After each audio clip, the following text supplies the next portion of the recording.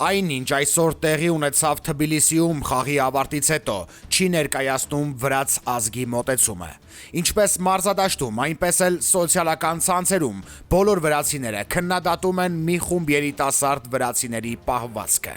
Սա սադրանք էր, որը առնվազն թույլ տվեց, եթե ոչ ավելին, Վրաստանի ռուսական իշխանությունը։ Ոստիկանական բռնապետությունում որևէ մեկը չի հավատա, թե նրանք չեն կարողացել կասեցնել այսպիսի իրավիճակը։ Չարեցին։ Սա եւս մեկ անգամ ապացուցում է, որ վրացական դրոշի հետևում թաքնված այս ռուսական գործակալներին, որոնք իբր Վրաստանի իշխանություն են, վստահել չի կարելի։ Եվ մենք Վրաստանի քաղաքացիներս արդեն 3 ամիս է ամեն օր պայքարում ենք այս ռուսական ռեժիմի դեմ։